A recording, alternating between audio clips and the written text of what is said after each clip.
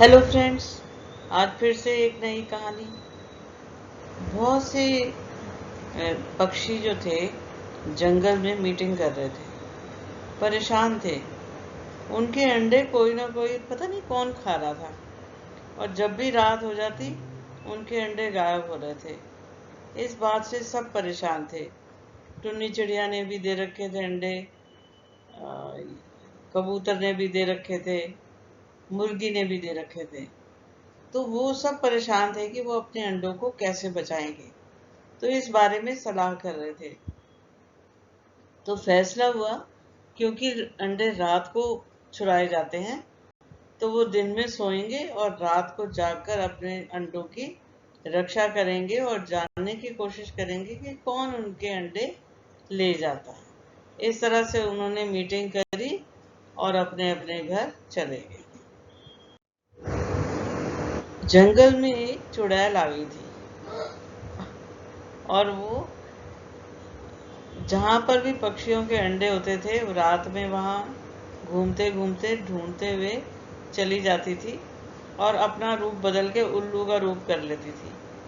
और उसके उल्लू की आंखों से अजीब सी रोशनी निकलती थी, और जो पक्षी थे वो अंधे से हो जाते थे और नींद में चले जाते थे, और वो उसके अंडे उठा के ले जाती थी। तो यही आज मुर्गे के साथ भी हुआ।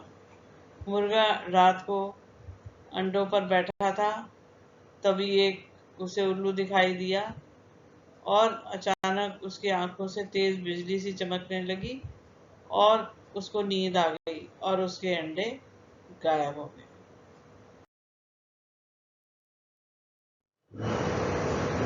जब मुर्गा नींद से जागा तो उसने कालू कौवे को बुलाया, जो सामने ही बैठा था, और उसको बताया कि उसके अंडे गायब हो गए। वो बहुत दुखी था, बहुत परेशान था। तो कौवे ने कहा कि ठीक है, हम मालूम करने की कोशिश करेंगे कि अंडे चुराता कौन है। टुन्नी चिड़िया भी अपने अंडों पर बैठी थी, रात हो गई थी, और वो पूरी तरह से कोशिश कर रही थी कि उसको नींद ना आए। लेकिन चुड़ैल की नज़र उसके अंडों पर पड़ ही गई। वो उधर गई, उसका रूप बदल गया, उल्लू का रूप आ गया, और उसने उल्लू की आंखों से चमक निकलने लगी, जैसे कि बिजली चमक रही हो। और जैसे चुन्नी चिड़िया की आंखों के आगे अंधेरा सा छा गया, और उसको नींद आ गई, और उसके साथ ही उसके अंडे गायब।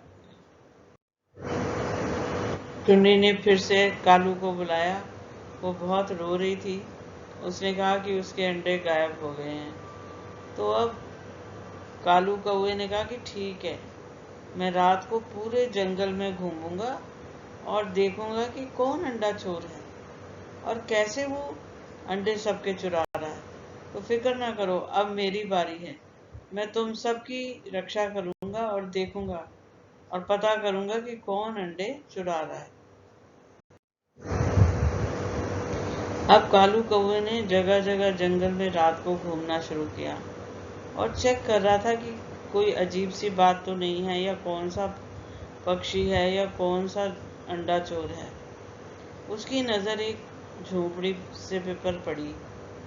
वो उस तरफ उड़ के गया, और उसने देखा कि वहाँ हड्डियाँ ही हड्डियाँ पड़ी हुई हैं, अलाव जल रहा है। और फिर वो पेड़ के पीछे छिप गया और इंतज़ार करने लगा कि यहाँ कौन है। और तब उसने देखा कि वहाँ चुड़ैल आ गई है, उसके हाथ में अंडे हैं, और वो पक्षियों के अंडे खा रही है। तब उसको समझ में आया कि ये चुड़ैल है, और अब देखना पड़ेगा कि इस चुड़ैल से कैसे मुक्ति पाई जाए।